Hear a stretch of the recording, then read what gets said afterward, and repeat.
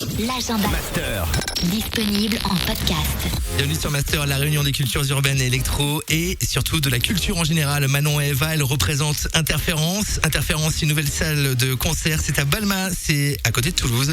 Ouverture en mars 2022. Bienvenue sur Master. Merci. Qui est derrière le projet Interférence? Alors, le projet Interférence a été porté par 5 cofondateurs qui ont des profils très complémentaires. En fait, ils se sont rencontrés dans l'univers événementiel. Donc, il y en a certains qui sont sur une partie très technique, qui ont une entreprise de prestations audiovisuelles, et 2 autres profils qui ont une connaissance du secteur parce qu'ils ont eux-mêmes organisé des événements. Parlez-nous des petits plus de la salle. Combien de salles? Je vois aussi vestiaire, bar automatique. C'est super moderne. Parlez-nous de tout ça. Alors en tout, Interférence, il y a 6 salles, donc une très grande salle de environ 600 mètres carrés, avec une scène de plus de 100 mètres carrés. On a ensuite une mezzanine de 100 mètres carrés aussi, un petit peu comme le Bikini, avec un rooftop aussi qui fait environ 500 mètres carrés. Toutes les salles peuvent être ouvertes d'un coup ou vous ouvrez les salles en fonction des soirées? Alors en fait, sur la partie spectacle, il y a ces 3 espaces. Ils ont vocation à vivre ensemble et séparément à la fois, c'est-à-dire qu'on pourra totalement imaginer une programmation propre au rooftop, par exemple. Et après, sur la partie corpo, c'est 6 espaces qui sont aménageables et modulables. Donc il y a des salles de réunion, il y a cette grande salle qui pourrait être aménagée pour des lancements de produits, par exemple. Ça a été pensé pour 2 publics, donc le grand public, le spectacle, le concert, les stand-up d'humour, par exemple, mais également pour les professionnels qui veulent des événements audacieux pour leurs collaborateurs, pour présenter des nouveaux produits, pour de l'information. Pour des séminaires, des conférences, des salons, des congrès, voilà. Programmation musicale Interférence, c'est quoi? Scène locale, scène internationale, scène indépendante? On a vraiment vocation à travailler sur tous les plans, donc tous les styles. Donc vraiment, c'est aux organisateurs de venir vers nous.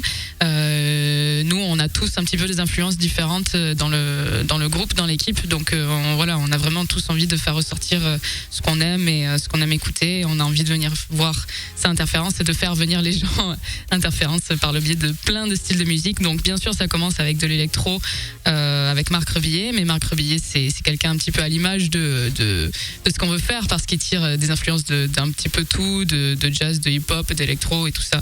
Pourquoi avoir fait ce choix d'ailleurs de ce premier artiste? On vous l'a proposé, c'est vous qui l'avez démarché? Ce choix était assez clair d'entrée de jeu parce que, comme vous l'a dit Eva, on a vocation à proposer plusieurs styles de musique. Au sein même de l'équipe, il y a énormément d'influences musicales différentes et on aimait bien ce clin d'œil une première pour Marc Rebillet à Toulouse, dans une première salle et une nouvelle salle. Donc c'est une première pour tous les deux finalement. Et puis on aimait bien aussi les valeurs qui représentent, voilà, ce côté très nouveau, cette insolence couplée à la compétence. C'était quelque chose qui nous touchait et qu'on voulait corréler avec Interférence. C'est un mec qui fait des spectacles un petit peu fous et puis voilà, on veut bien voir ça sur la scène Interférence parce qu'on est un petit peu fous nous aussi. Pour la première fois dans la région. Pour la première fois à Toulouse, ouais. C'est quoi les vestiaires et bars automatiques? Il y a vu personne en fait derrière les... Alors non, pas du tout. On n'a pas vocation à supprimer l'humain. L'idée a été de penser en fait une salle où la technologie serait au service de l'expérience. Comment ça? En fait, tout simplement, c'est qu'en arrivant, on pourra acheter ses billets de manière très classique à une billetterie avec un humain qui sera présent. Mais pour fluidifier tout ça, parce que c'est quand même des points d'entrée qui sont généralement avec des longues files d'attente, on aura des bornes connectées. Vous pourrez commander vos billets, les billets pour des événements à venir. Vous pourrez prendre votre vestiaire directement, ce sera déjà payé, et également des cartes de boissons prépayées. Alors comment ça fonctionne? C'est qu'une fois qu'on a pris son billet, son ticket s'imprime, on arrive au vestiaire, on le scanne, on met ses affaires et ça part tout seul. Évidemment, il y a aussi une personne en charge pour des besoins spécifiques, s'il y a besoin. C'est pour fluidifier au maximum, en fait. Quand on est coutumier des salles de spectacle, on en a un peu marre d'attendre au vestiaire, à l'entrée, mais surtout à la sortie. Donc, c'était pour fluidifier l'expérience. Pour se servir de la bière, ça sera automatique avec des verres qui se remplissent par le fond. Mais sinon, si on veut un cocktail, évidemment que ce sera un vrai barman ou barmaid qui viendra nous le préparer d'à côté. On parle du rooftop à Toulouse, hein. On adore les rooftops. Il y aura des événements à part sur le rooftop ou c'est juste un endroit pour se retrouver de passage? Ça pourrait être les deux. Ça pourrait être effectivement avec une programmation qui est propre, ces événements qui sont propres. On a très envie de faire découvrir des artistes émergents et sur cette capacité le rooftop fait 500 mètres carrés, donc on peut rentrer 700 personnes à peu près. Après, on pourra imaginer des brunchs dominicaux, des after-work. On peut imaginer plein de typologies d'événements. C'est à Balma, c'est pas très loin du métro? C'est ça, 500 mètres du métro, même pas 10 minutes à pied. C'est vraiment juste à côté. Et c'est très simple, avec un petit parking aussi qui pourra accueillir des voitures. Interférence, et c'est un projet qui est réfléchi depuis 2017.